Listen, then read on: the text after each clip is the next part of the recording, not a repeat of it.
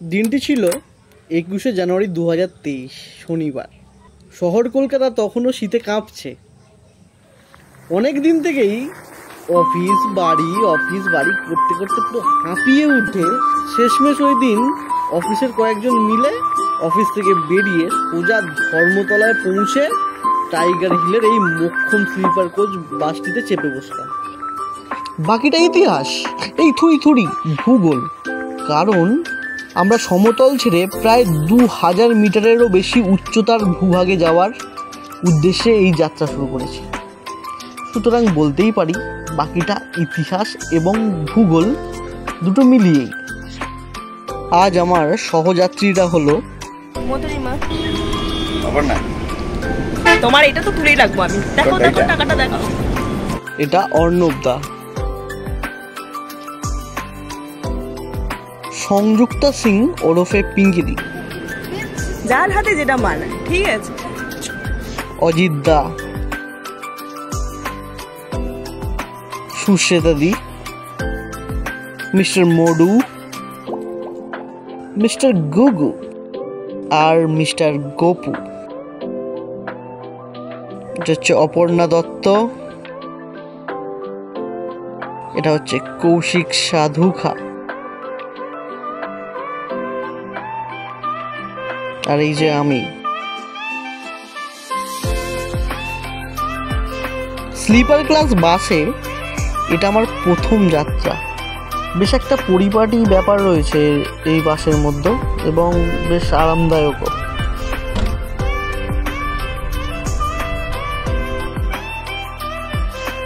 বাস সারা রাত চলে সকালের নির্ধারিত সময়ের 15 মিনিট আগেই আমাদের শিলিগুড়িতে পৌঁছে দিয়েছিল। তারপর শিলিগুড়ি থেকে ভাড়া করা মোটর গাড়ি নিয়ে তত্তরিয়ে উঠতে শুরু করলাম আমরা বাংলার শৈল শহরের উদ্দেশ্যে। যাত্রাপথে আমরা এখন প্রকৃতি বলে একটি হোটেলে দাঁড়িয়েছি চা পান করতে, সাথে ব্রেকফাস্টটাও হবে।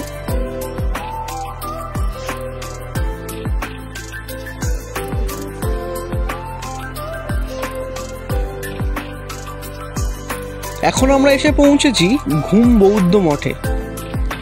এটিকে সামতেনচোলিং বুদ্ধিস্ট মনাস্ট্রি বা নতুন ঘুম বৌদ্ধ মঠ বলেই সকলে চেনে।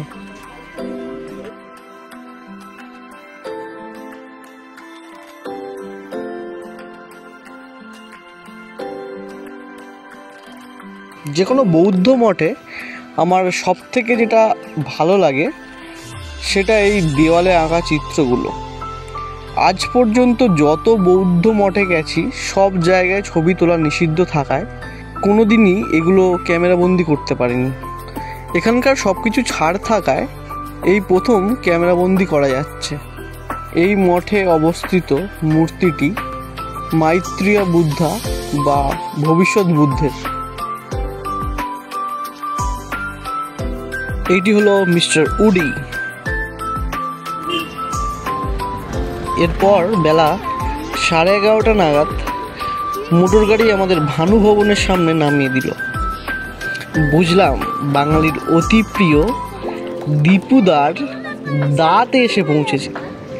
দীপু তো অনেক গেছি, দা মানে দার্জিলিং জেলারও অনেক জায়গাতেই এসছি অনেকবার, কিন্তু সেই খোদ দার্জিলিং শহরে এটি আমার প্রথমবার। মানে বুঝতেই পারছো একটা আলাদা রকমের উত্তেজনা কাজ করছে। যতই বলো সর্বোপরি বাঙালি বলে কথা।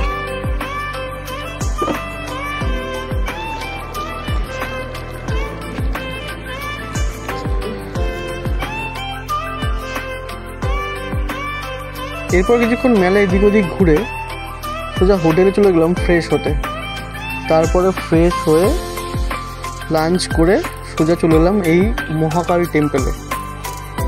এই মহাকালী টেম্পলের একটি মানে বিশেষত্ব হচ্ছে এখানে সনাতন এবং বৌদ্ধ দুই ধর্মের দেবতা একসাথে একই মন্দিরে অবস্থান করছে এবং একসাথেই পূজিত হচ্ছে।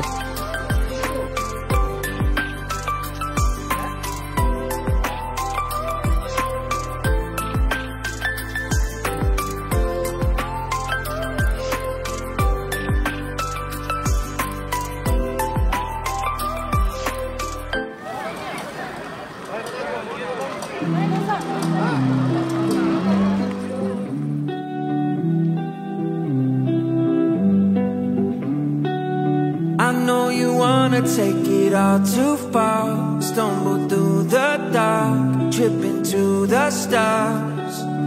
I know you want the dreams to come to life. I know just what you like, don't be surprised. I can read your mind, yeah, I can read your mind. I know what you like, 'cause I like it too.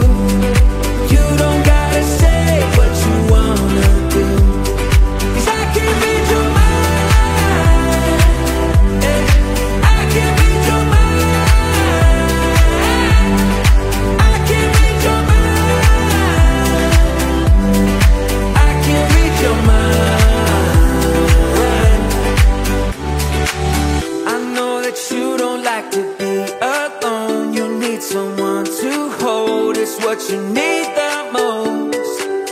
I know you've waited for a night like this, one that you won't forget. You're thinking yes. Good morning. দার্জিলিংয়ে আজকে আমাদের এটা দ্বিতীয় দিন।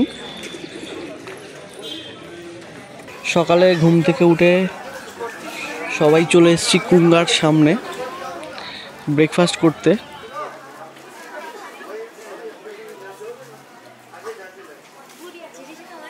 সবাইকে বলবো, যদি কখনো দার্জিলিংয়ে কুঙ্গাতে খেতে আসেন তাহলে এখানে পর্ক মোমোটা অবশ্যই একবার খেয়ে দেখবেন, অসাধারণ জাস্ট।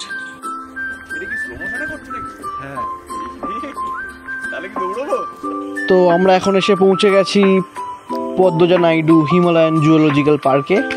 এখানে প্রবেশ মূল্য মাথাপিছু 110 টাকা ভারতীয়দের জন্য।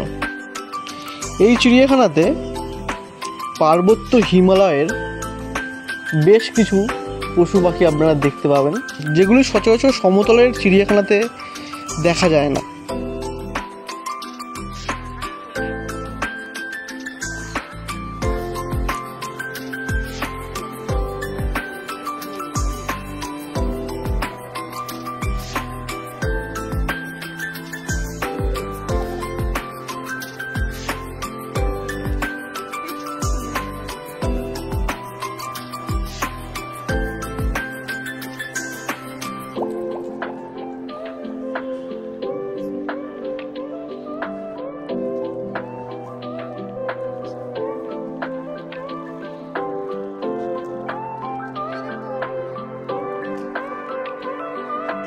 দার্জিলিং জুতে আসার সব থেকে বড় প্রাপ্তি হচ্ছে এই রেড পান্ডা। আরেকটিও আছে, সেটি হচ্ছে স্নো লেপার্ড। এই দুটি জন্তুকে পুরো ভারতের আর কোনো চিড়িয়াখানাতে আপনারা দেখতে পাবেন বলে আমার মনে হয় না। এটা হচ্ছে এখানকার সব থেকে বড় আকর্ষণ। স্নো লেপার্ড বিশেষ কিছু কারণে ওটার ঘরটা বন্ধ রয়েছে, তার জন্য আমরা দেখতে পেলাম না। চিড়িয়াখানা থেকে বেরিয়ে আমরা মেলে এদিক ওদিক ঘুরতে ঘুরতে প্রচুর খিদে পেয়ে গেছিল, আর সেই খিদের টানে আমরা সোজা চলে এসেছি এখন কেভেন্টার্সে।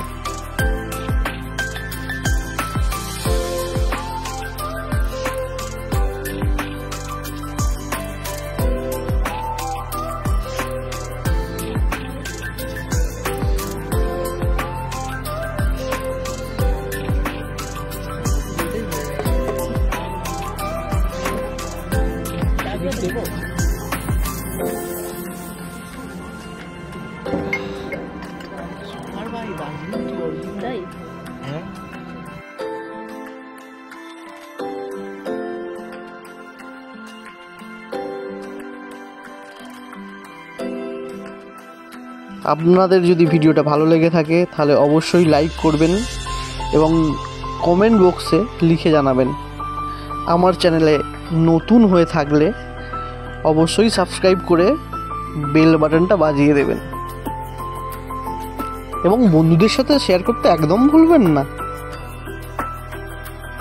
দেখা হচ্ছে পরবর্তী ভিডিওতে, ততক্ষণের জন্য টাটা।